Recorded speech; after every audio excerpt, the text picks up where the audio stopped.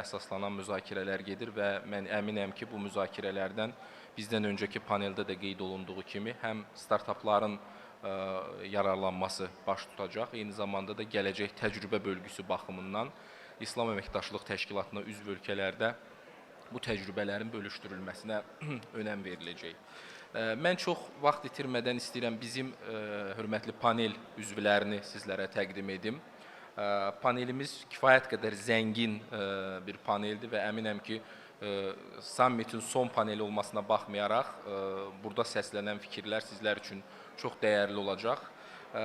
Panelimizdə BIP-nin Xəzər bölgəsində xarici əlaqələr və kommunikasiya üzrə vitse-prezidenti cənab Bəxtiyar Aslanbəyli təmsil olunur. Bəxtiyar müəllim, xoş gördük.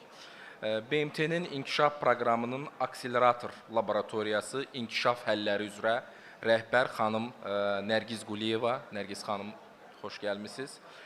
Eyni zamanda bizim panelimizə 2 virtual qoşulma baş tutacaq. Virtual qoşulmada Malayziyadan Pirdana Diyalog Forumunun icraçı direktoru cənab Rafi Yusif bizlərlə olacaq. Eyni zamanda digər dəyərli panel üzvlərimizdən Türkiyə-Azərbaycan Biznes Şurasının sədri cənab Səlcuq Akat təmsil olunur. Səlcuq bəy, sizləri də xoş gördük. Və Azərbaycan-Türkiyə İş Adamları Birliyinin sədri cənab Camal Yanğın. Camal bəy, xoş gəlmisiniz. Və ikinci virtual qoşulmamız bizim baş tutacaq. Bu, deməli, İslam Əməkdaşlıq Təşkilatının Science and Technology üzrə, deməli, advisor, məsləhətçi cənab Professor Seyid Xurşid Həsənayın bizlərlə öz təcrübəsini bölüşəcək. Panelimiz daha çox dayanıqlı inkişaf məqsədləri və dayanıqlı inkişaf məqsədlərinin icrasının təmin olunması baxımından texnologiyalara investisiyaların yatırılmasına həsr olunur. Mən çox qısa olaraq məlumat vermək istəyərdim ki, bir çox təşəbbüslər müxtəlif üzv təşkilatlar tərəfindən ki, qəbul olunur. Bu, BMT-nin inkişaf proqramı, BMT-yə daxil olan, belə deyək, agentliklər, BMT-nin baş ofisi tərəfindən qəbul olunan qərarlar, eyni zamanda Dünya Bankı, Asiya İnkişaf Bankı, İslam Əməkdaşlıq Təşkilatına üzv olan təşkilatlar tərəfindən qlobal problemlərə həsr olunan müxtəlif təşəbbüslər qəbul olunur. Bu təşəbbüslərin əslində qəbul olunmasında əsas məqsəd məhz dünyanı düşündürən məsələlərə qlobal yanaşma və birgə əməkdaşlıq çərçivəsində həll yollarının tapılmasına həsr olunur. Biz əgər inkişaf tendensiyalarına baxsaq, məsələn, 90-cı ildən 2019-cu ilə qədər bu pandemiya dövrünü nəzərə almıram, 2008-ci ildəki qlobal iqtisadi böhranı çıxsaq, inkişaf templəri daha üst səviyyədədir, xüsusilə iqtisadi baxımdan olan inkişaf templəri. Ümumdaxili məhsulun artım templəri, adam başına düşən ümumdaxili məhsul, investisiyaların artım məsələləri və bu eyni zamanda rifah halının yaxşılaşmasına xidmət edən təşəbbüslərdir. Amma buna paralel olaraq biz statistikalara nəzər salsaq, görərik ki, ətraf mühit baxımından bizim sosial və iqtisadi baxımdan nail olduğumuz nəticələrə biz ətraf mühit baxımından nail ola bilməmişik və bu özünü rəqəmlərdə də göstərməyə başlayıb və nəticə olaraq ciddi qeyri-bərabərliyin formalaşmasına gətirib çıxardır.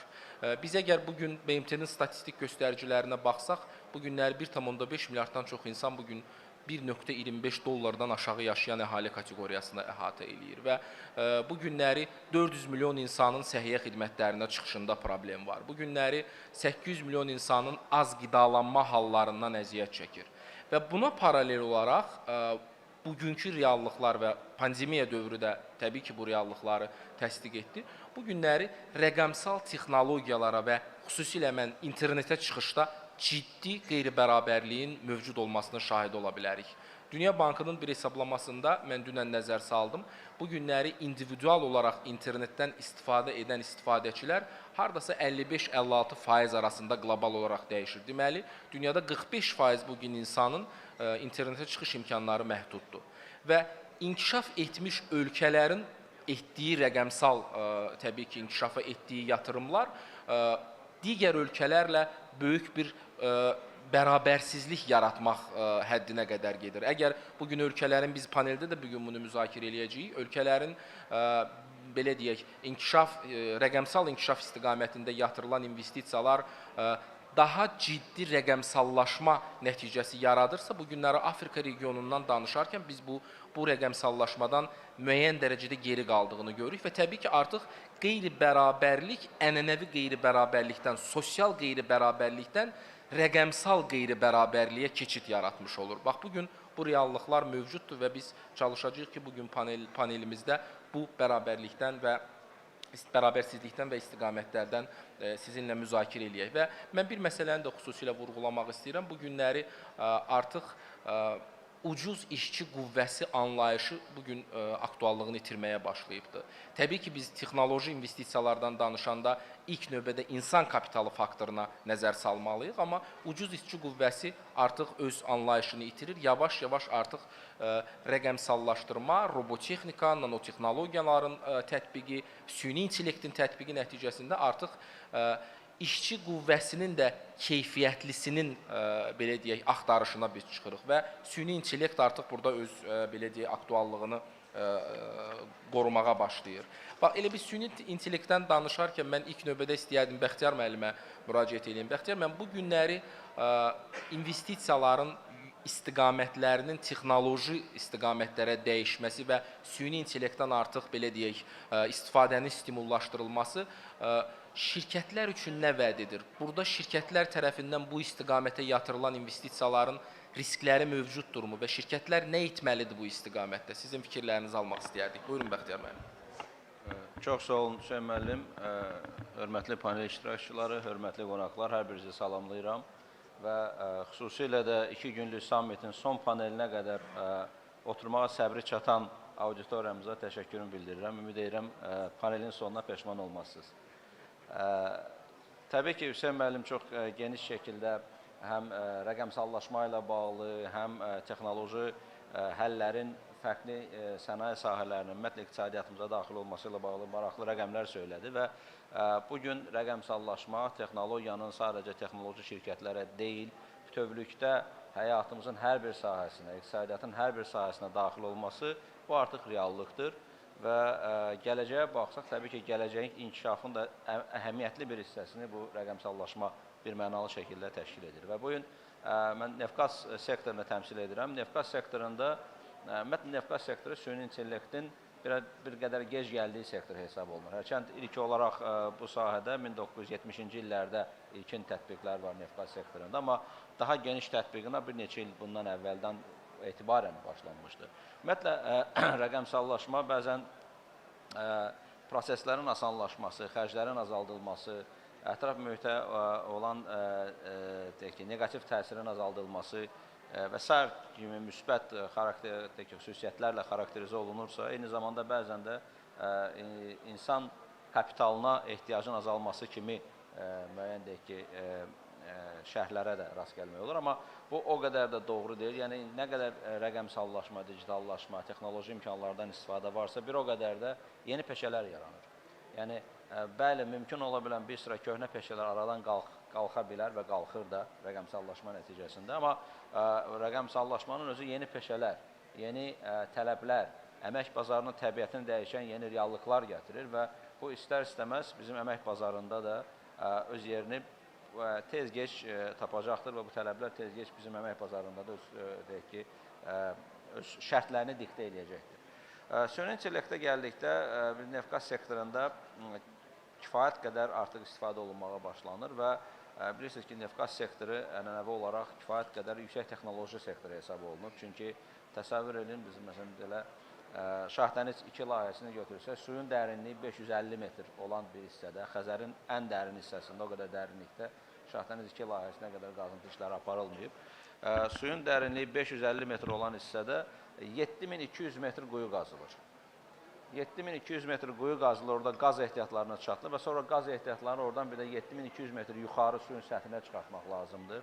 Oradan quruya gətirmək lazımdır. Qurudan da 3500 kilometr Avropaya qədər aparıb çatdırmaq lazımdır. Yəni, burada artıq hansı texnoloji həllərdən istifadə olunması, hansı rəqəmsal deyək ki, vasitələrdən istifadə olunması aydındır ki, bunun mexaniki qaydada olunardısa, bunun heç rentabelliyini təmin etmək mümkün olmazdı. Bunun heç satış qiymətini, maya dəyərini lazım səviyyədə saxlamaq mümkün olmazdı. Bu nöqtəyə nəzərdən artıq bir də kifayət qədər də tətbiq olunur bu süni intellekt və ümumiyyətlə digər digital toollar, digər rəqəmsal vasitələr. Əsasən hansı istiqamətdə olur? Bir, deyək ki, resursların müəyyən olunması istiqamətində. Çünki resursların müəyyən olunması bilirsiniz ki, əvvəlcədən dəqiq şəkildə demək mümkün deyil, əvvəlcədən dəqiq şəkildə müəyyən etmək mümkün deyil.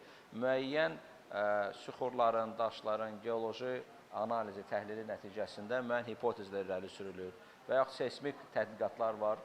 Səs siqnalları yerin təkinə göndərilir və səs siqnalları yerin təkində müxtəlif laylarda onların vibrasiyası əsasında müəyyən fikirlər söylənilir və ondan sonra neft və qaz ehtiyatlarının olub-olmaması ilə bağlı müəyyən ehtimallar irəli sürülür və bu hamısı çox ciddi, ağır bir analitikaya ehtiyac var.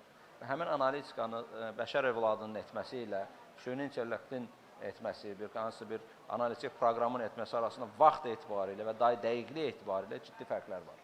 Bu həm dəqiqlik səviyyəsini artırır, həm də həmin prosesi daha tez müddətdə həyata keçirmək imkan verir. Yəni, bizim işimizə konkret olaraq bu prosesləri tezləşdirir, proseslərin dəqiqliyini artırır və eyni zamanda proseslərin müddətini qısaldır. Eyni zamanda xərc məsələsində, bugün bilirsiniz ki, dünya bazarı kifayət qədər rəqabətli bazardır və biz də Avropa bazarla bu qədər uzaq məsafədə olduğumuza görə məhsullarımızı Avropa bazarına rəqabətə davamlı qiymətə çatdırmamız üçün istər-istəməz qiymətlərimizi maksimal dərəcədə aşağı salmalıyıq və rəqəmsallaşma həmin o qiymətlərə, xərclərin hissəsinə nəzarət etməyə və xərclərin nisbətən aşağı salınmasına ciddi şəkildə təsir göstərə bilən, digər bunun müsbət effekti də bundan ibarətdir.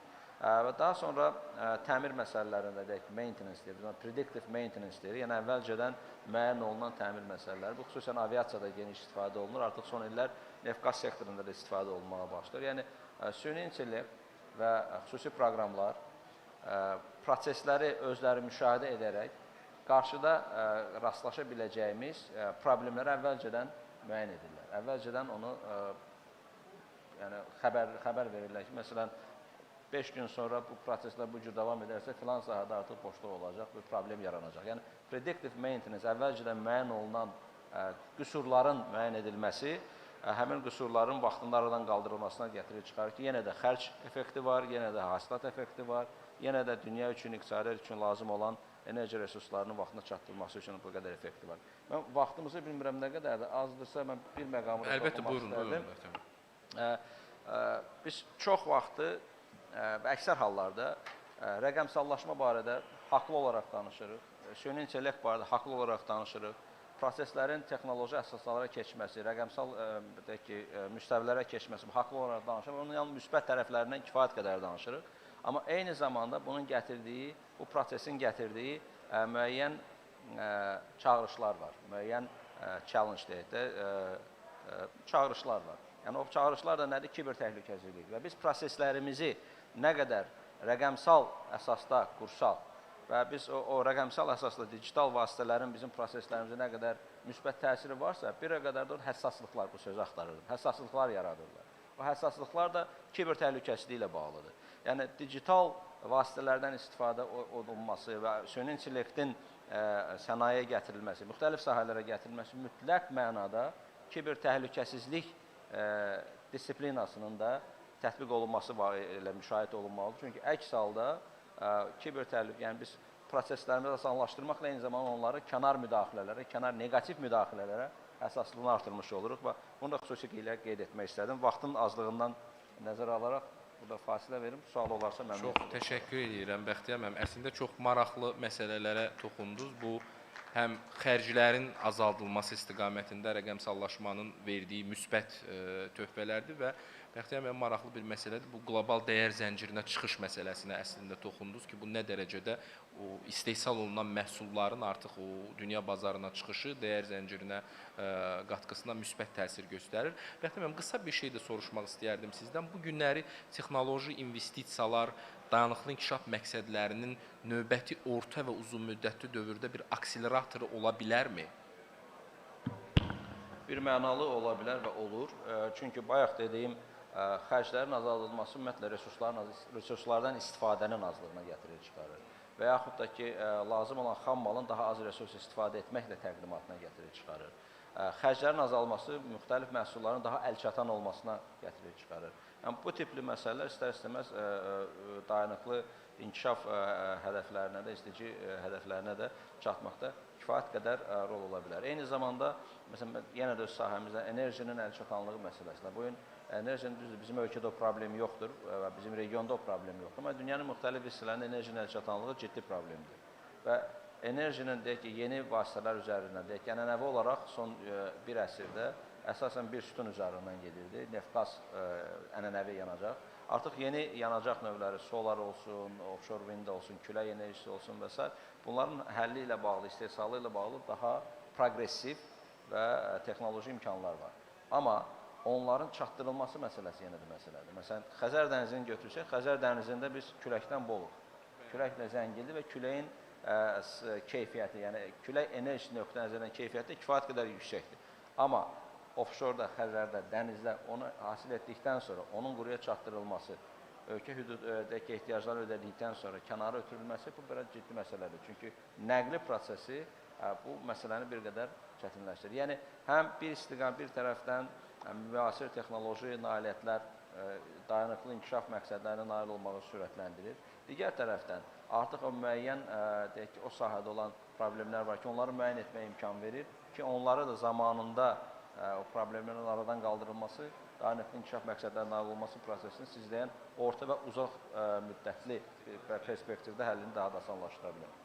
Çox sağ olun, təşəkkür edirəm Bəxtiyar müəllim. Əslində, bugün texnoloji investisiyalar və texnoloji sahələrə yatırılan investisiyalar təbii ki, istər dövlət tərəfindən, istər iri şirkətlər tərəfindən yatırılan investisiyalar startaplarla müqayisədə daha tez, belə deyək, effekt vermə gücünə malikdir. Amma biz çalışmalıyıq ki, yeni bizneslərə və yeni ideyalara daha çox dəstək olaq ki, çünki bəzən onların yaratdığı əlavə dəyər artıq oturuşmuş və ənənəvi formada fəaliyyət göstərən şirkətlərin və korporasiyaların, belə deyək, yaratdığı əlavə dəyərdən daha ciddi ola bilir. Təbii ki, bunun üçün güzəşt sistemlərinin mövcudluğu vacib məsələdir. Bugün müxtəlif ölkələrdə, eyni zamanda bizim ölkəmizdə də müxtəlif növ startaplara dəstək mexanizmləri mövcuddur, startap şəhadətnaməsi verilir, müəyyən vergi güzəştləri tətbiq olunur. Amma eyni zamanda bu şirkətlərin müxtəlif donor təşkilatlara çıxışı məsələsi də aktualdır.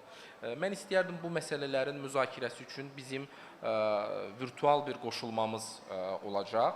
I would like just to switch to our virtual connection for today to Mr. Sayed Khurshid Hassanain from Comstech, advisor of OIC.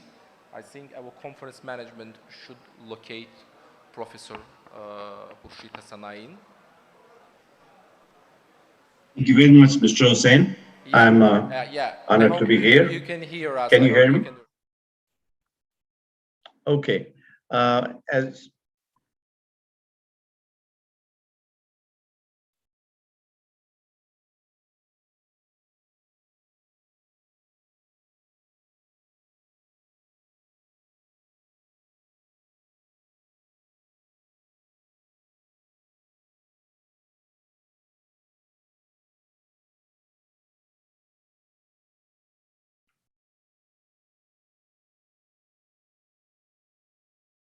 Thank you. Let me say that our perspective here from Comstech is that not of any one country, but of course of the collective situation and experience of 56 or 55 Islamic countries, some of which are more developed in this respect, some are less developed in this respect. So when you talk about, startups in technology parks connecting towards international donors, I'd like to take one step backwards, actually, to make the situation a bit more clear as to what is required in creating a situation where the startups become self-sustaining as well as being able to have an environment where they can survive. So let me say, first of all, that we need to look at both situations we need to look at the incubation centers as well as the technology parks. We need to create situations where within the incubation centers, the startups are first of all enabled to develop, and they are able to connect at least locally with sponsors, and then as they and I'll talk a bit more about this later on what are the challenges that they face in developing this. But let's assume that, of course, the government has provided the necessary infrastructure or the environment in which the incubation takes place. And now the startup is in a position to look for funding, whether it is national or international. I think it is a finer point. But the first thing is that these startups have to be groomed to make their pitch, to make their voice being understood by the international donor or the national donor. That's a very important thing, because quite often we find that the innovator, the one who is doing the building the product, is not trained, is not familiar with how to communicate the value of his product and the outreach of his product and the commercial benefits of his product to the enterprise or to the entrepreneur. So that would be my first suggestion, that the startups at the technology parks are to be groomed to make their pitch to the prospective investors. Now, obviously, this is a win-win thing for both the investor and the entrepreneur or the innovator, because on the one hand, the local innovator has made some advance, which he must have kept in mind the needs of his local population and the needs of whether it is a product or a service. That is another moot point. But the point is that the innovator always has some need in mind, which he tries to address through his invention or through his efforts. So now the investor, of course, would like to learn about what is the need that is being satisfied by this particular device or this particular refinement of services. As you know, the innovations these days are not just about products, they are about increasing efficiency, they're about increasing access to the population or to services, as we have seen during the whole COVID-19 phase, the role of the artificial intelligence apps and the role of various other such AI devices and technologies has been extremely important in curtailing and limiting the damages caused by the COVID-19. So obviously the investor is looking to see what is the impact and what is the market which can be captured through the particular product that is being offered from the particular startup. So I think, of course, that it is quite clear that both of them are going to benefit from this. Now, one point probably also that needs to be emphasized in the context of the technology parks and the startups, and we see this in our country here, Pakistan, as well as other countries, that there is a tendency for the startups in many of the countries to become overly dependent on the state and its resources. It is very important to make them aware and to make them conscious that they have to be self-sustaining. They have to be able to generate their own resources. The states or the government's job is to provide them the infrastructure for making the connections with various entities. It is the government's job to provide the atmosphere where they can further refine their product if the need exists.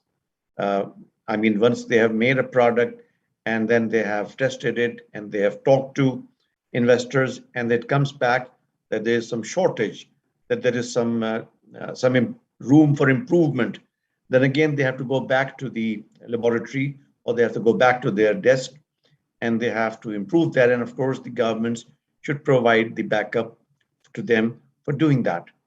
But beyond that, it is their responsibility to reach out to the market and to find their advertising and to find the connections so that they are self-sustaining. It will not be, of course, economically viable for the governments to keep on sustaining startups unless they are able to sustain themselves in their own efforts. So those would be my answer to your first question.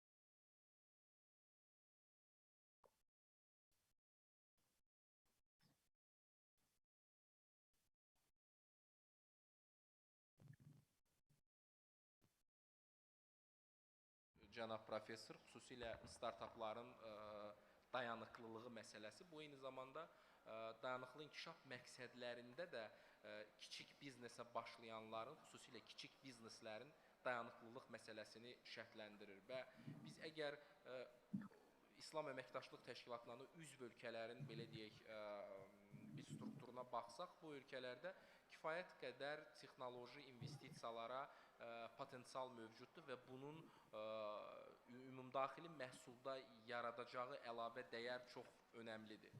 Mən elə bax bu istiqamətdə Səlcuq bəyə istəyərdim müraciət edeyim. Səlcuq bəy, bu günləri, bugünkü perspektiv və gələcək orta müddətli dövrdə İslam Əməkdaşlıq Təşkilatına üzv ölkələrdə texnoloji investisiyaların ümumdaxili məhsulda potensial çəkisi nə qədərdir? Belə bir rəqəmlər varmı və bu perspektivləri necə qiymətləndirərdiniz? Hüseyin Bey, bana söz verdiğiniz için teşekkür ederim. Sayın katılımcılar, sayın konuşmacılar, herkesi selamlıyorum. Bu değerli ve zamanlı etkinliğin düzenlenmesinde emeği geçen herkese çok teşekkür ederim. Değerli katılımcılar, bu etkinliğin Azerbaycan'ın yeniden bağımsızlığını kazanmasının 30. yılında ve Karabağ Zaferi'nden sonra düzenlenmesini çok anlamlı buluyorum. Geçen 30 yıllık sürede bölgemizde ve dünyada önemli dönüşümleri hep birlikte yaşadık. 2050 yılında gezegenin sınırları içinde 9 milyara yakın insanın yaşaması bekleniyor. Bu nüfusun %35'i İslam İşbirliği Teşkilatı ülkelerinde yaşayacak. Gezegenimizin ve insanlık bir taraftan yeni sorunlar ile, diğer taraftan yeni imkanlar ve işbirliği alanları ile karşı karşıya. Hükümetler arası iklim değişikliği paneli geçtiğimiz günlerde paylaştığı son değerlendirme raporundan küresel ısınmanın daha önce görülmemiş bir seviyede olduğunu bir kez daha gözler önüne serdi. Panel uzmanları bizlerle şu mesajları paylaştı. İklim değişikliğini sınırlamak için hala zamanımız var.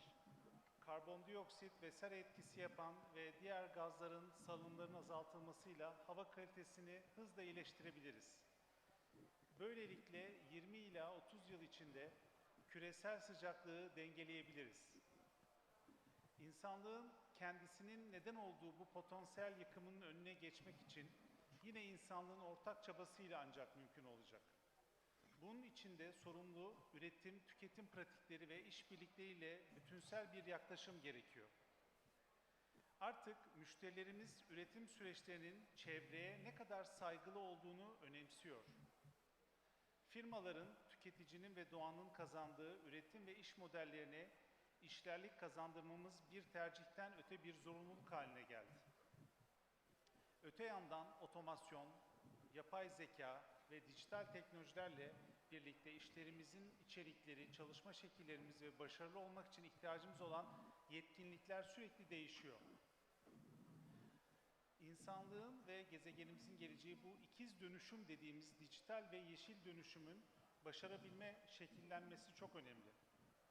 Bu bağlamda 2030 sürdürülebilir kalkınma amaçları, yoksulluğu ortadan kaldırmak, gezegenimizi korumak, insanların barış ve refah içinde yaşamasını sağlamak için bir evrensel eylem çağrısı olarak karşımızda duruyor. Şüphesiz ki 17 konudaki hedeflere sadece hükümetlerin çabasıyla değil, iş dünyasının da katkılarıyla ulaşabiliriz. İş dünyası bu hedeflere erişilmesi için gerekli olan teknolojileri geliştirip, uygulayıp insanlığın hizmetine sunabilir. Dolayısıyla iş dünyası bu hedeflere erişmede en stratejik paydaştır. Bu anlamda iş dünyası olarak yerel ve küresel sorunları sadece maliyet ve endişe kaynakları olarak görmüyoruz. Aksine çözüm arayışına ve gerçekleşecek fırsatlara yönelik yatırımların işaretleri olarak algılıyoruz. Şirketler, tüketiciler ve politika yapıcıları denemeler yaparak birlikte inovasyon yoluyla sürdürülebilir bir dünya erişilebilir kılacak çözümler bulabilirler. Örneğin Türkiye'de yenilenebilir enerjinin payı bu yıl itibariyle %50'nin üzerine çıktı. Bu ancak politika yapıcılarının uygun yatırım ortamı oluşturmasıyla özel sektörün yatırımlarıyla mümkün oldu. Öte yandan iş dünyasının kendi uyumu çoğu zaman düzenleyici otoritelerden daha hızlı olabiliyor. Türkiye olarak en büyük ticaret ortağımız AB'nin yeşil mutabakatına uyum sağlamaya çalışıyoruz. Bunun için hükümetlerimiz bir eylem planı açıkladı. Ancak ondan daha hızlı bir şekilde şirketler iş ilişkisi içinde olduğu merkezi şirketlerle, Avrupa merkezi şirketleriyle işbirliği içinde kendi uyum süreçlerini başlattı. İslam İşbirliği Teşkilatı ülkelerinde de dijital ve yeşil dönüşüm için gerekli teknolojik yatırımlar hayata geçebilmesi için iş dünyasının önünün açılması gerekiyor. Sayın katılımcılar, değerli konuşmacılar, malumunuz bir anlayışın yerleşmesi için farkındalık oluşturulması ve iyi örneklerin paylaşılması önem kazanıyor. Bu bağlamda İslam İşbirliği Teşkilatı ülkelerinde sürdürülebilir büyüme hedeflerine ulaşmak için geliştirilen iyi uygulama örneklerinin paylaşılacağı bir mekanizma kurulması yerinde olacaktır. Yıllık olarak bu tarzda forumlarda paylaşılması sürdürülebilir kalkınmaya olan ilgiyi ve katılımı arttıracaktır. Best Business Practices in Addressing the Implementation of SDGs tarzı bir ödül ve teşvik mekanizmasının faydalı olacağını düşünüyorum. Sözlerime burada son vermeden önce İslam İşbirliği Teşkilatı ülkeleri olarak ihtiyaçlarımızı belirlememiz, bu ihtiyaçlar işbirlikleri ile çözümler bulmamız, ileriye dönük vizyon ve gerekli altyapıyı kurmamız gerekiyor. Bu türden zorlu hedeflere ancak birliktelik ruhu ve takım oyunu ile ulaşabiliriz. Bunun için kamu, özel sektör ve akademi, sivil toplum kuruluşları arasındaki işbirliklerinin geliştirilmesi gerekiyor. Karşı karşıya kaldığımız riskleri bu çalışma modeliyle yeni iş alanlarında ve geniş kesimlerce paylaşılan bir refaha dönüştürebiliriz. Bu bir taraftan bir fırsat, aynı zamanda bir sorumluluktur. Sistemsel bir bakış ile kapsayıcı ve bütünsel bir çalışma tarzı ile sürdürülebilir kalkınma hedeflerine ulaşabileceğimize yürekten inanıyorum. Sözlerime son verirken beni dinlediğiniz için bir kez daha herkese çok teşekkür ediyorum ve saygılarımla herkese selamlıyorum. Çox təşəkkür edirik. Səlcuq bəy, çox təşəkkür edirik. Çox maraqlı fikirlər səsləndirdi Səlcuq bəy. Əslində xüsusilə iqlim dəyişmələrinin yaratdığı fəsadlar və bu istiqamətdə növbəti mərhələdə də bu proses bitmir, davam eləyir. Biz bir tərəfdən qlobal dünya olaraq iqlim dəyişmələrinin yaratdığı fəsadların aradan qaldırılması ilə məşğuluq. Eyni zamanda da yaradacaq növbəti fəsadlar və bunun da belə deyək, qarşısının alınması üçün preventiv tədbirlərin görülməsi ilə məşğul oluruq və təbii ki, bunlar çox müsbət belə deyək, irəliləyişlərdir. Amma mən xüsusilə bir məsələni vurğulamaq istəyirəm ki, bu günləri ekoloji sferada da rəqəmsal texnologiyaların və texnologiyalara ümumiyyətlə yatırılan investisiyalar nəticəsində biz bir sıra irəliləyişlər əldə edə bilirik. Bu günləri hamıya məlum olan məsələdir ki, bugün dünyada şirin su ehtiyatına çıxışda çox ciddi problemlər mövcuddur. Bu ölkəmizdə də bu problem var. Biz bundan sığortalanmamışıq, amma texnoloji yeniliklər bu günləri dəniz suyunun şirinləşdirilməsi istiqamətində kifayət qədər ciddi addımlar atıb. Məsələn, əvvəllər bunun maya dəyəri çox baha başa gəlirdisə, indi hardasa 1 dollar, 1 dolların altında bir belə deyək, göstərici ilə ölçülə bilir. Və eyni zamanda belə deyək, yağış suyundan istifadənin, yüksək texnoloji, belə deyək, avadanlıqların tətbiqi nəticəsində yağış suyundan istifadənin stimullaşdırılması bir daha göstərir ki, texnoloji investisiyalara yatırımlar yalnız iqtisadi və sosial sferadakı o bərabərsizliyin aradan qaldırılmasını deyil, eyni zamanda ekoloji tərəfdən də məsələnin həllinə çox ciddi təkan verir və mən əminəm ki, bugünkü tədbirdəki startaplarda da kifayət qədər ekoloji sferada yenilik yaradacaq, innovativ dəyər yaradacaq layihələr mövcuddur. Bax, mən elə bu istiqamətdə mən Nərgiz xanımın fikirlərini almaq istəyirdim. Çünki bilirsiniz ki, UNDP BMT-nin inkişaf proqramı artıq 20 ildən çoxdur Azərbaycanda fəaliyyət göstərir və müxtəlif, belə deyək, dayanıqlı inkişafın müxtəlif sferalarında layihələrə dəstək göstərir və məlumat üçün mən qeyd etmək istərdim ki, bu ilin fevral ayında Cənab Prezidentin sərəncamı ilə milli inkişaf prioritetləri təsdiq olundu və bu milli inkişaf prioritetlərinin istiqamətlərindən biri də məhz insan kapitalı və innovasiyaların Azərbaycanın yüksək insan kapitalı və innovasiyalar məkanına çevrilməsini hədəfləyir. BMT-nin inkişaf proqramı olaraq insan kapitalının inkişaf etdirilməsi və eyni zamanda innovasiya ekosisteminin qurulması üçün hansı növ layihələr və hansı növ prioritetləri bax bizim milli inkişaf prioritetlərə nail olunmasında hədəfləyirsiniz? Buyurun Nərgiz xanım. Çox sağ olun, hörmətli Hüseyn müəllim, hörmətli iştirakçılar, dəyərli qonaqlar. Bu təsadüfi deyil ki, bugünkü summit Nizami Gəncəvinin 880-ci ilinin çərçivəsində keçirilir. Çünki o öz yaradıcılığıyla bizimlə yaratdığı dialoqdan, 12-ci əsrdən 21-ci əsrdə yaratdığı dialoqda insana verilən dəyər haqqında danışır. Və əgər biz bu günləri texnologiyalara olan yatırımlar haqqında danışırıqsa, eyni zamanda insan kapitalının inkişafına da olan yatırımlar haqqında danışmalıyıq. Bu baxımdan dayanıqlı inkişaf məqsədləri və 2030-cu olan gündəliyi məqsədlərinə çatmaq üçün texnologiyaları biz insan kapitalının inkişafından birgə görürük. Və illərdir ki, BMT-nin inkişaf proqramı demək, Azərbaycan hökumətindən birgə əməkdaşlıq edir. Bu sahədə bir neçə sahələrdə biz əməkdaşlıq edirik və bir neçə mexanizmlər yaradılıb ki, həm insan inkişafın kapitalını biz görürük orada, həm də ki, deməli, texnologiyaların, İKT infrastrukturunun inkişafını görürük. Demək, ümumiyyətlə, deməli, infrastrukturun inkişafı haqqında danışarkən, burada Azərbaycan Respublikasının, deməli, İKT infrastrukturu və İKT xidmətlərinin müəssisləşdirilməsindən bağlı layihəni deyərəm. Burada daha çox infrastruktur baxımından layihələr keçirilir.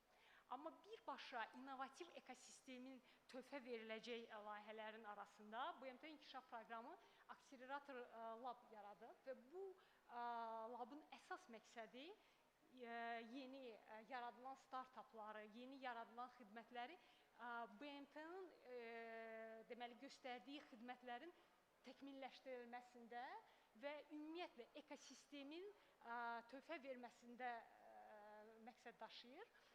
Bilirsiniz ki, BMT-nin inkişaf proqramının əsas prinsiplarından biri də heç kəs geridə qalmamalıdır və ən həssas qruplarla işləməkdir.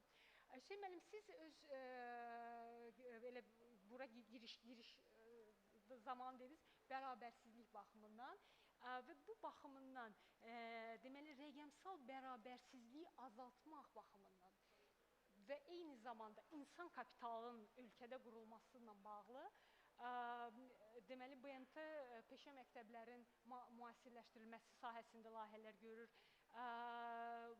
ölkənin 15 regionunda bizdə qadın resurs mərkəzləri və icma mərkəzləri demək fəaliyyət göstərir ki, o mərkəzlər vasitəsilə də biz birbaşa ən həssas qruplara çıxmağa çalışırıq və bu baxımından Azərbaycanda insan kapitalının tövhəmizi vermək istəyirik. Bilirsiniz, biz qlobal trendlərə də baxırıq və qlobal trendlər onu da göstərir ki, avtomatlaşdırma bəzi sahələrə daha çox təsir göstərəcək və bir çox iş yerləri bağlanacaq, çox təəssüf ki. Amma eyni zamanda bu yeni imkanlar, yeni peşələr, yeni sahələrin açılmasına gətirib çıxaracaq. Və bu baxımından da biz də deməli bacarıqların artırılması sahəsində fəaliyyət göstəririk mövcud olan mexanizmlərdən və son onu da demək istəyərdim ki, insan kapitalı dedikdə, ekosistemin inkişafı dedikdə, gender bərabərliyi də bu sahədə bizim üçün prioritetdir. Belə ki, qadınların STEM-də iştirakçılığı ilə bağlı biz layihə keçiririk və bu sahədə daha geniş əməkdaşlığa Azərbaycan hökumətinin və digər partnyorlarla birgə işləməyində biz nəzərdə tuturuq və bizim ümumi birgə səylərimizdən dayanıqlı inkişaf məqsədlərinə çata bilərik. 2030-cu gündəliyində qoyan prioritetlərə çata bilərik və bu baxımından mən bizim partnyorumuza, əməkdaşlığımıza inanıram. Çox sağ olun. Çox təşəkkür edirəm. Nərgiz xanım çox ətraflı məlumat verdiniz. Xüsusilə yeni peşələrin meydana gəlməsi və rəqəmsal qeyri-bərabərliyin belə deyək, növbəti orta müddətli dövrdə mövcud olması və yaxud da yaranacağı ehtimalı təbii ki, bizi bir daha ölkələr arasındakı qeyri-bərabərsizliyin gələcək dövrdə sosial kontekstdə, iqtisadi kontekstdə deyil, daha çox bu rəqəmsal kontekstdə baş tutacaq. Mən bayaq da qeyd elədiyim kimi, bəzi ölkələr rəqəmsallaşmanın sürətləndirilməsində çox geriyə qalırlar. Çünki rəqəmsallaşdırma paralel olaraq rəqəmsallaşdırmanın tətbiqi böyük maliyyə vəsaiti tələb eləyir və xüsusilə ilkin mərhələdə burada dövlət dəstəyi tədbirləri çox önəmlidir. Daha sonra artıq bu özəl sektorun üzərinə müəyyən stimullaşdırıcı tədbirlərin həyata keçirilməsi, müəyyən güzəştlərin verilməsi nəticəsində artıq özəl sektorda bu istiqamətdə yararlanır və mən növbəti sualımı Camal bəyə ünvanlamaq istəyərdim. Camal bəy, dünya ölkələri arasında bu texnoloji geriləmələri və texnoloji qeyri-bərabərliyin aradan qaldırılması üçün hansı tədbirlər görmək lazımdır? Biz İslam Əməkdaşlıq Təşkilatına üzv olan ölkələrdə bax bu bərabərsizlik mövcuddursa, biz üzv ölkələr olaraq hansı preventiv tədbirləri görməliyik? Buyurun, söz sizin. Çox təşəkkür edirəm, hörmətli Sedir. Dəyərli natiqlər, toplantı iştirakçıları və startupın qəhrəmanları. İşimiz çətindir. Axırıncı panelin axırıncı danışmanı olmaq xeyli çətin məsələdir. Amma yanaşmayı dəyişdirmək lazım. Yanaşmayı dəyişdirəndə istiqamət də açıla bilər. O cümlədən bir qısa zarafatla sözümə başlamaq istəyirəm. Padişahın bir elanı olar, deyir, mənim şirlə kim güreş tutsa, kim onu yenə bilsə, ona qızımı verəcəm. Şəhərin bütün gəncləri ayağa dururlar ki, padişahın qızını alsınlar. Növbəyə diziləndə bir dənə arıq, sporcu olmayan, zayıf bir kişi də dayanır. Ona deyirlər ki, başın xarabdır, buraya nə dayanmışsan? Bu boyda sportmenlər, bu boyda güclü insanlar burada, sən nə iş görürsən burada? O deyir ki, yoxlayacam da özüm, oldu, olmadı, özüm bilərəm, aslan şir məni parçalayar, öldürər. Güclü insanlar aranaya çıxırlar, sportmenlər, aslan bunları, şir bunları bir şillədə yıxır və öldürər. Axırda bizim yazığa sıra gəlir, növbə buna çatanda bu axırının bunun nə güreşme imkanı var, nə de dözme imkanı var. O aktarır ki aslana bir yakınlaşsa ona bir sözü var. Yakınlaştır der ki ey aslan kardeş, bilirsen ki sen beni bu müsabakada yenersen ve beni öldürersen. Ama bilirsen mi deyir, sana panelde konuşma yaptıracaklar. Nece danışacaksın? Şimdi bu çetin meseleden bakış açısını çevirende, biz eğer dayanıklı inkişaftan söhbət edirsek, evvela özümüz dayanıklı olmayı öğrenmeliyiz. Startupçılar özleri için yapılan programda bugünkü danışıkların hiçbirine kulak asmadılar. Sadece öz işlerle meşgul oldular. Bankirler biraz önce deyirdi ki startupçılara böyle pul vererek şöyle. Yalan. Vermezler. Öyle asan değil banklardan startupçıların pul almaya dostlar. Ben iş hayatımda 42 yıldır bankirlerle danışıram. Özüm iktisatçıyam, mühendisem ama bakanda Avni Bey hal-hazırda bankirlerden elimizde kaldı, hamısı gitti.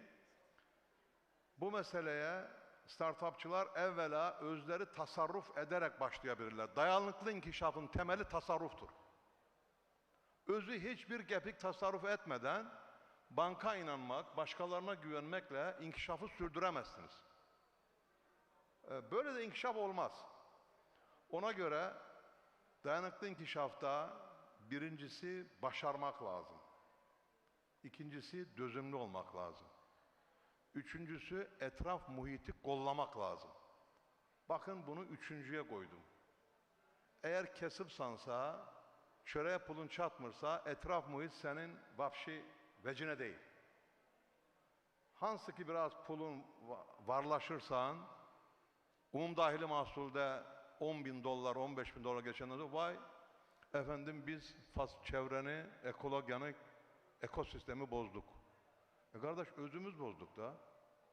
Sputnik'ten kimse gelmedi. Ona göre ben dayanıklı inkişafta birinci meselede iş adamı olarak demek istiyorum ki birincisi burada bu vakte kadar dözen insanlar dayanıklı inkişafın birer kahramanlarıdır. Onlar özlerinden akayın olsunlar ki onlar işlerini başaracaklar. Hansı iştelerse o işte. Ama dayanmadan inkişafın yollarında giderken önümüze binlerce maniye çıkır. Danışmak asandı. Startupçılara böyle destek, öyle pul, böyle şey. Bunlar anlatıldığı kadar asan değil. İş hayatımızda biz projelerimizde de hemen şeylere eziyet çekirik. Ben ona göre sözümün başına dedim ki ben yanaşmanı değiştireceğim. Yanaşmanı değiştirende yolun istikametin açılması rahat olar. Biz bu sahada hardasa 30 yıldır Azerbaycan'da dayanıklı inkişafın içerisinde İslam ülkeleri olduğu olmadı bakmayarak benim aziz arkadaşım, dostum Vugar'la biz bu ülkede inkişaf olsun, ülkede iş sahaları açılsın, startupçılara da örnek olalım. Cenab Sedir Hüseyin Müəllim, eğer siz özünüzün bir şeyini bacarabilmişsinizse onda nece örnek olacaksınız? Önce üstünüzdeki işi özünüz bacarmalısınız. Bunun kapitalizmde karşılığı başka yoktur. Danışmadın, kazanmadın, günün ahırında Amerikalıların dediği gibi day of the end ettin ve pul kazanamadınsa seni ne sedirliğe seçerler, ne projene kulak asarlar. Birincisi özün dayanıklı inkişafta, özün dayanıklı olmalısın. Şimdi benim danışıklarım biraz tövsiye gibi olsa da benim biraz aksakallığıma verin bunu, başımın keçerliğine verin. Nece olsun ki bu startuplar yaşasın. Şimdi ben baktım o cavanlarla görüştüm. Onu yaptık, bunu yaptık. Fikirleşirler ki hele biz ele startup tapmışık ki bu ümmiyetle başka yerde olabilmez. Kardeş var, senin kimi yüzlercesi de var. Sen öncelikle birinci növbede sen startup'ının götürgü eylemelisin. Eğer sen dayanıklı inkişaftan, dayanıklı inkişafın, sürdürülebilir kalkınmanın, devamlı pul kazanmanın yolunu aktarırsansa götürgü eylemelisin. Ama çok çetin meseledir cavanlıkta götürgü eylemek. Ona göre bizim iş adamlarına bir xahişim var. Onlara yakınlaşan startupçıları, cavanları çok xahiş edirəm, səbirlə dinləsinlər. Unutmasınlar ki, onların da o yaşları vardı, onlara da qulaq asan heç kim yoxdur. Gəlin startupçıları həvəsləndirəlim. Amma onlara birinci sözümüzü ben deyirəm. Neyiniz var tasarruf etməlisiniz. Və bir miktardan sonra, özünüzün pulu oluşandan sonra size destek verenlerin sayı artacaktır. Bugün bankier arkadaşlar danışanda dediler ki 20% senin olacak, 50%. 50% benim olandan sonra sana ihtiyaç kalmadı, ben gerisini yaparım. Fikir bende, 50%'de pul bendeyse mesele kalmadı. Mesele nedir bilirsiniz mi dostlar? Mesele inkişaf yolunda sermayesiz mümkün değil. Adı da ona göre dayanıklı inkişaf. Türkçe desem, Türkiye Türkçesinde sürdürülebilir kazanç. Bir meselenin sürdürülebilir kılmanın yolunda hazırlıklı, birincisi tasarruflu, ikincisi bilikli, üçüncüsü ekosistemi, ekolojiyi, çevreyi bozmadan startuplarımızı geliştirmek lazım. Hörmətli sədr, bütün danışıqların hamısı çok kıymetli. Bütün fikirler seslendi. Biz 2 gündür səbirlə bu paneli izləyirik, bu sammiti izləyirik ki, buradan mən şahsen ne götürə bilərəm? Özümün inkişafında mənə nə kömək eləyə bilər? İnanın ben 2 gündür bunu aktarıram. Ve bir hissesini taptım. İnşallah öz işimde o taptığım meseleleri götüreceğim, götürgü oyleyeceğim ve çalışacağım. Hörmətli sədr, hörmətli natiklər, hörmətli toplantı iştirakçıları, bizim danışıqlarımızın hamısı əslində orada qulaq asanların bildiği meselelerdir. Heç kim özel bir şey danışmır. Sadece yada salırıq. Birbirimizin yadına salırıq. Ben bugün natık olduğumu bilen günden bu tarafa okuyuram, karıştırıram. Bütün kitaplar, ne bileyim bu eserde yazılmış bütün meselelere bakıram. Ve gördüm ki bütün meselelerde özün dayanıklı olmalısın. Eğer bir meseleye baş koşanda orada önüne çıkan birinci maniyada elini kaldırarsansa dayanıklı inkişaftan söz etmek mümkün değil. Ona göre ben axırıncı panelist olarak çetinliğimi bilerek yanaşmanı değiştirdim. Hörmətli sədr beni bağışlasın. Ancak fikirlerimi rahat bu diyalekte tapabilecektim. Ve bu istikamette götürdüm. Dikkatinize göre çok sağ olun. Teşekkür ederim. Çox sağ olun, çox sağ olun Cemal Bey. Əslində bizim panel müzakirənin əsas mahiyyəti odur ki, istənilən formatda biz müzakirələrimizin istiqamətini dəyişə bilərik. Zaten biz müzakirə üçün toplanmışıq. Bura çox dəyərli fikirlərinizə görə sizə təşəkkürümü bildirirəm və çox sevindirici haldır ki, əslində 2 günlük davam edən sammitdə Azərbaycan-Türkiyə İş Adamları Birliyinin rəhbəri olaraq siz nəsə əldə etmişsiniz və bu o deməkdir ki, o işbirliyi buradan hansısa dəyər əldə edib və sizin o fikirləriniz təbii ki, o işbirliyinə də səslənəcək. O işbirliyinə üzv olan təbii ki, təşkilatların, şirkətlərin də öz fəaliyyətində müəyyən dərəcədə təsir edəcək və bu kiçik bir faktordur ki, bugünkü sammit doğrudan da öz işini belə deyək də uğurla başa vura bilib. Mən bir faktı da qeyd eləmək istəyirəm. Siz sonuncu panelist deyilsiniz. Bizim bir panelistimiz daha var. Virtual qoşulma olacaq. Virtual qoşulma olacaq.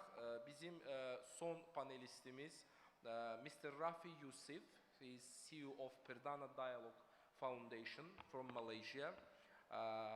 He is Executive Director of CEO or Executive Director of Perdana Dialogue Foundation. I think our conference management will locate Mr. Rafi. Mr. Rafi, can you hear us? Yes, I can hear you. Thank you.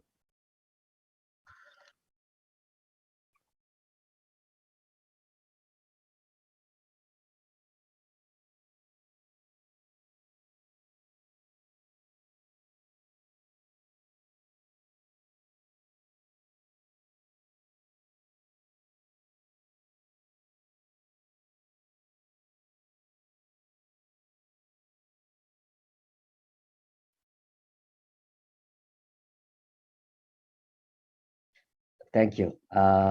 Thank you, Mr. Chairman, moderator. First, let me express my gratitude to the Ministry of Economy, Culture, OIC Youth Forum, COBIA for inviting me to contribute to this panel.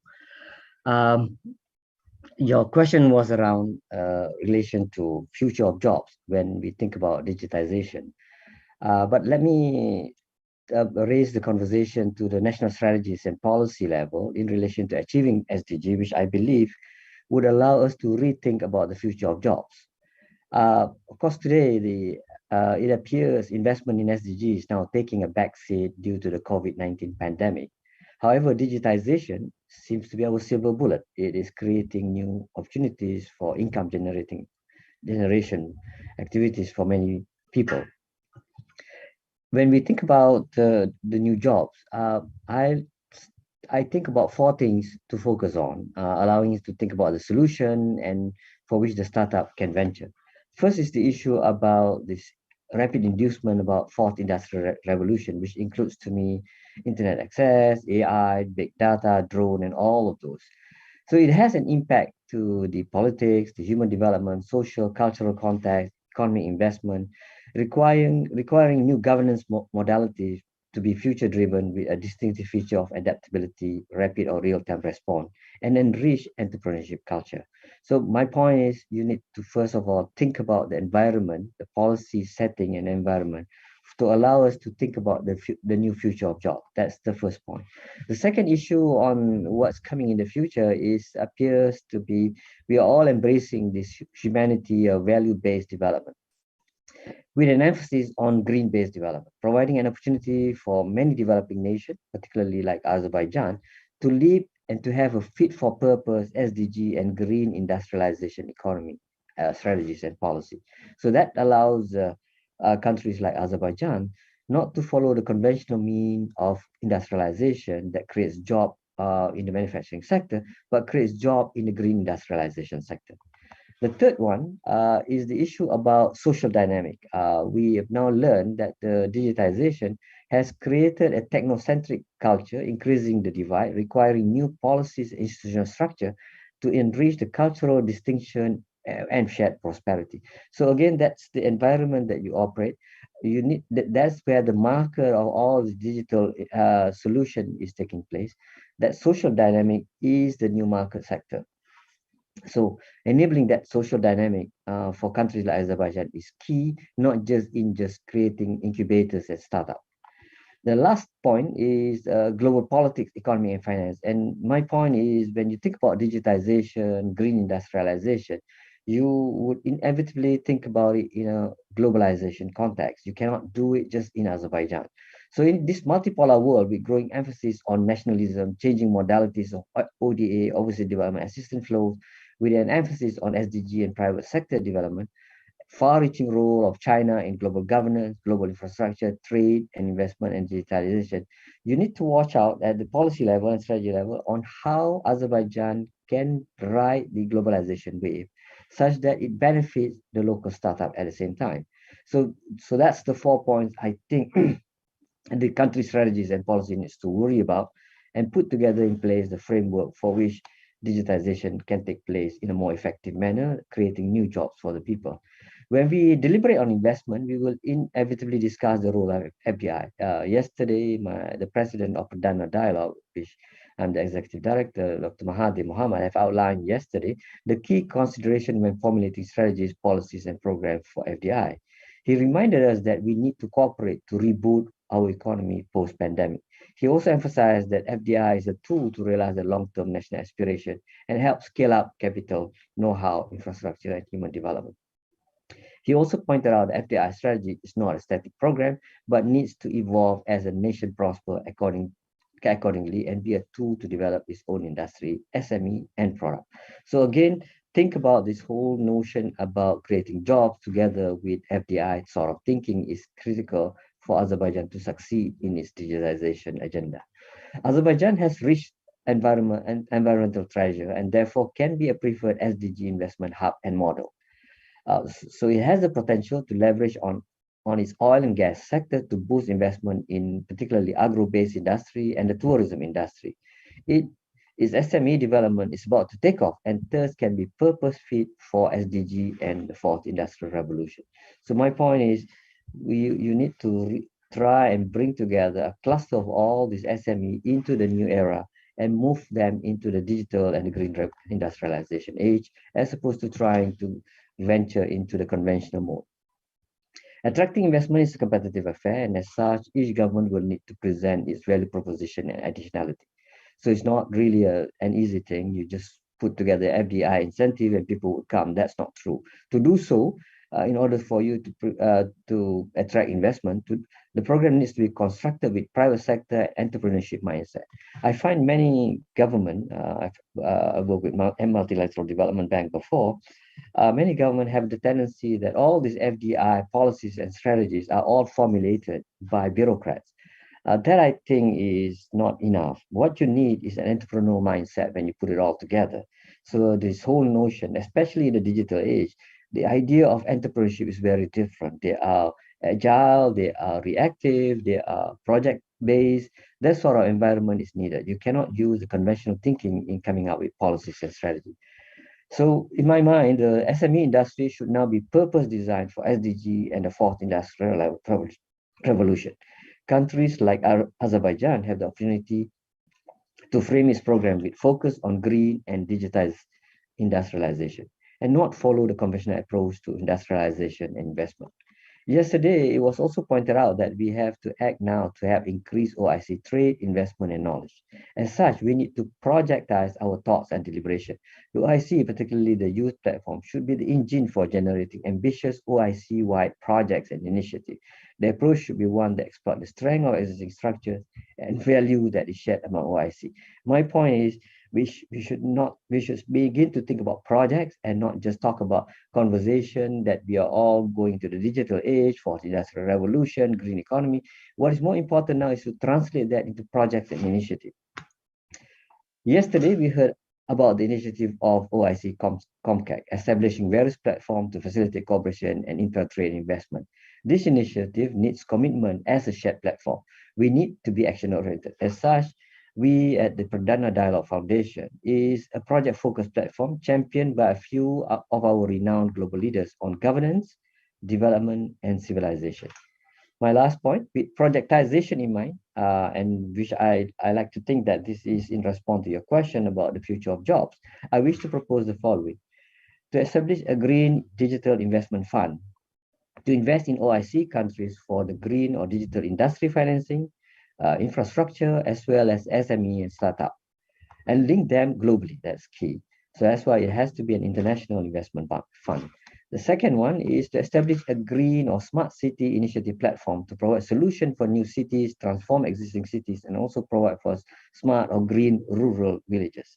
Again, this has to do with the issue of urbanization, migration, and all that. And the trend is quite clear. We need to figure out this part and the huge opportunity for entrepreneurs to jump into this opportunity. And finally, to establish a shared platform for strategies and policy, social reform and capacity development in relation to digitization and SDG focused investment. This is targeting the government itself. Because if the government provides the environment, then the private sector and entrepreneurs can flourish.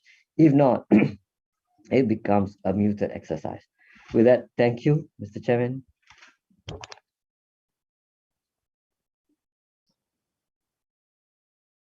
For your intervention. Mən hər zaman qeyd edirəm, əslində panel müzakirələrin ən vacib istiqamətindən biri auditoriya ilə belə deyək, müzakirələrin aparılmasıdır və təbii ki, auditoriyamız zəngindir və əminəm ki, gənclər və xüsusilə aşağı yaş kateqoriyasından olan insanlar və startuplarla zəngindir. Bizim panelə hansısa suallar, hansısa belə deyək, interventionlar, hansısa təkliflər ola bilər, sual olmaya bilər. Mən istəyirəm auditoriyaya müraciət eləyək, hörmətli panel üzvləri, auditoriyadan hansısa təkliflər varsa, öz təkliflərini səsləndirsinlər. Buyurun, zəhmət olmasa, mikrofon zəhmət olmasa təqdim eləyin.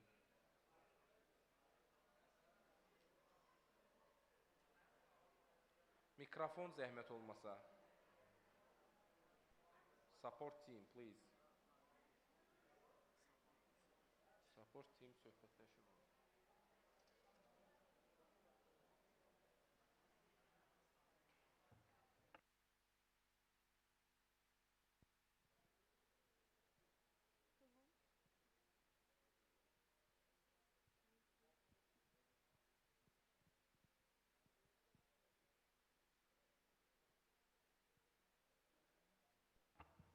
Özünüzü təqdim eləyin, zəhmət olmasa sualınızı verin. Salam, mənim adım Suad Muradovdur.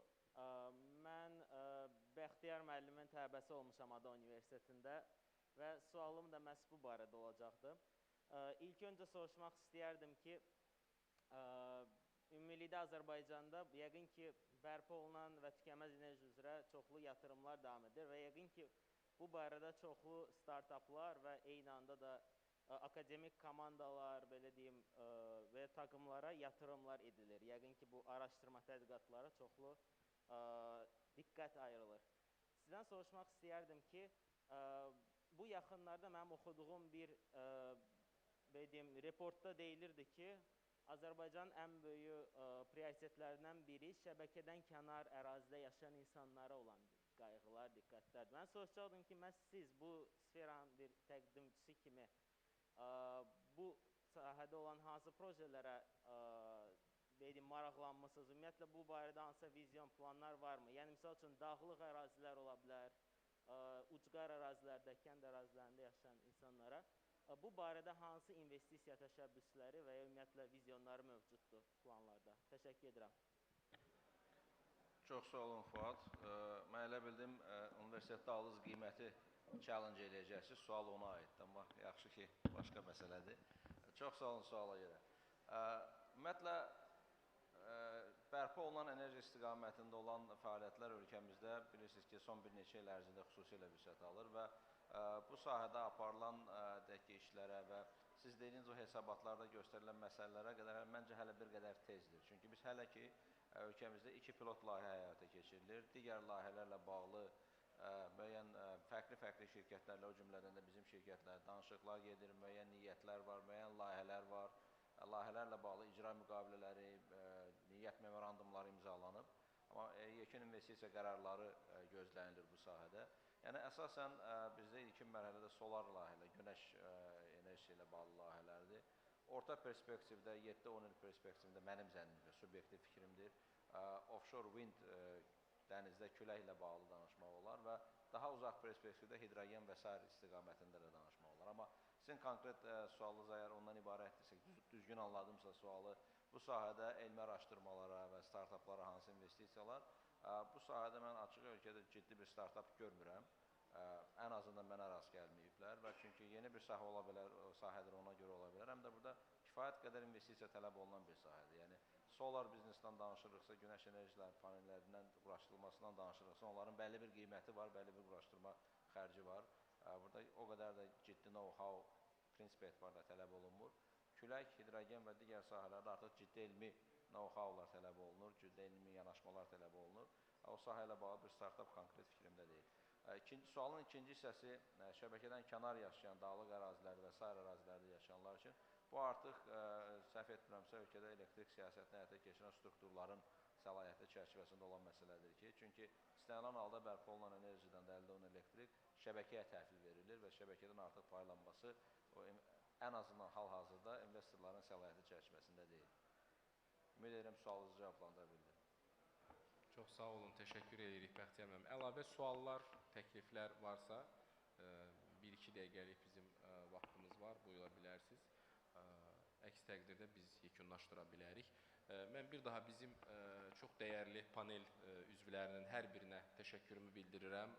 Çox maraqlı diskusiyamız alındı. Əslində, rəqəmsallaşdırma və texnologiyalara investisiyalar və xüsusilə bunun dayanıqlı inkişaf məqsədlərinin icrasındakı rolunu saatlarla, günlərlə müzakirə eləmək mümkündür. Amma biz çalışdıq ki, 1 saat yarımlıq bir zaman dönəmində müəyyən qədər bu istiqamətdə istər özəl sektor perspektivi baxımından, istər beynəlxalq təşkilatlar və iri korporasiyalar perspektivi baxımından aydınlıq gətirək. Mən hər birinizə bir daha təşəkkür eləyirəm. Konferansın təşkilinə görə təbii ki, mən özüm də İqtisadiyyat Nazirliyini təmsil eləyirəm.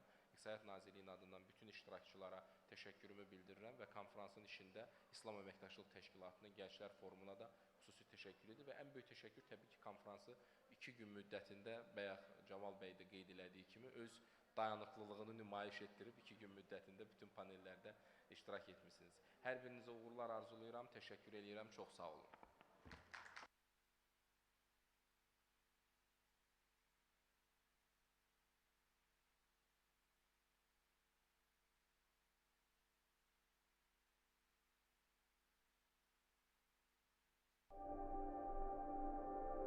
you.